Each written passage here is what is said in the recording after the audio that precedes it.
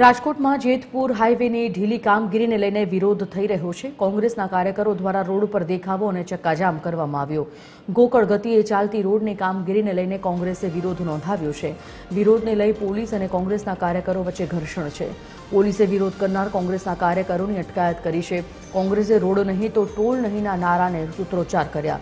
રોડની હાલત અતિ બિસ્માર હોવાથી વાહન ચાલકો ત્રાહિમામ છે।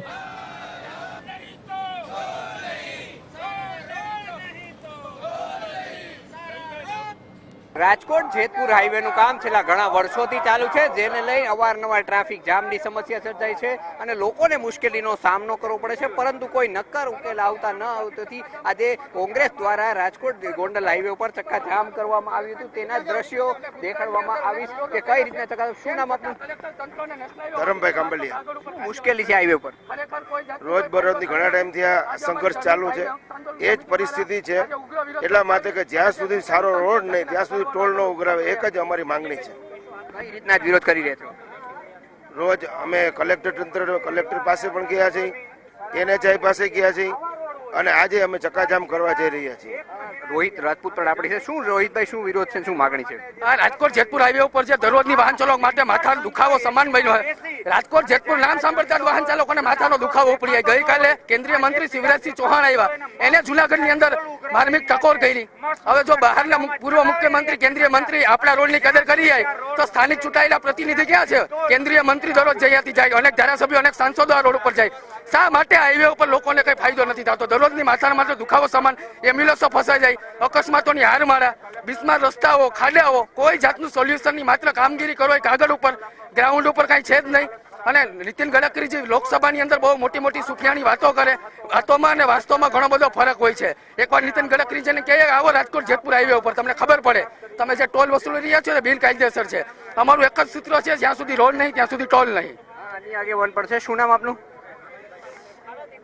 રોડ નહીં તો ટોલ નહીં અમારી આ જનહિત સમિતિ દ્વારા મસ્ત મોટા ખાડા, કાલે જ કેન્દ્રીય મંત્રી ખુદ સત્તામાં હોય અને કહીને ગયા કે આવા રોડ હોય તો આ મસ્ત મોટા ખાડા આમાં ચાલવાનો મસ્ત મોટો ટોલ ઉઘરાવી રહ્યા હોય અને આ એસી ચેમ્બરમાં બેસી અને આ કચેરીમાં બેસતા પદાધિકારીઓ અને અધિકારીઓનો કાન સાંભળવા માંગીએ છીએ કે જ્યાં સુધી આ રોડ રિપેર ના થઈ, સુખાકારી લોકોને ન મળે ત્યાં સુધી તાત્કાલિક ટોલ બંધ કરે અને આ નિંભર નિંદ્રામાંથી જાગે। વાત કરીએ, કલેક્ટર પણ આ વિસ્તારમાંથી ચેકિંગ કરી હતું, શું કહેશો લઈને? ગયા વખતે કલેક્ટરશ્રીએ બહુ સોહમથી કીધું કે હું પણ એ માર્ગેથી ચાલુ છું, હું એ પીડાનો ભોગ બનું છું, ખુદ કલેક્ટરે સ્વીકાર્યું હતું। પણ ક્યાંક ને ક્યાંક આ ભ્રષ્ટાચારી તંત્રની હેઠે આ આખું તંત્ર દબાયેલું છે અને કાંઈ એનાથી કામ ન થતું હોય એવું લાગે છે।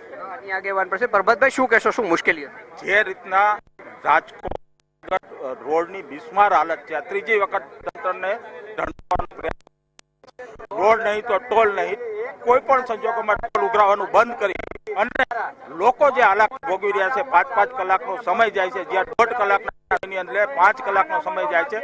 એટલા માટે આજે અમે આ રોડ હાઈવે ચક્કાજામ કરી અને તંત્રને ઉઠાડવાનો, કુંભકરણ અવસ્થામાં જે સૂતા છે એને ઉઠાડવાનો પ્રયાસ કરી રહ્યા છીએ। કોંગ્રેસના આગેવાનો જેમણે જણાવ્યું કે નહીં તો ટોલ અને લોકોને પારાવાર મુશ્કેલીનો આ રોડ ઉપર કરવો પડે છે। ગોંડલ જેતપુર રાજકોટ જેતપુર હાઈવે ઉપર અવારનવાર ટ્રાફિક જામની સમસ્યા સર્જાય છે, કલાકો સુધી વાહન ચાલકો ફસાય છે। તંત્ર દ્વારા કોઈ નક્કર કાર્યવાહી કરવામાં આવતી ન હોવાથી આજે કોંગ્રેસ દ્વારા આજે ગોંડલ ચોકડી નજીક છે તે ચક્કાજામનો કાર્યક્રમ આપવામાં આવ્યો છે।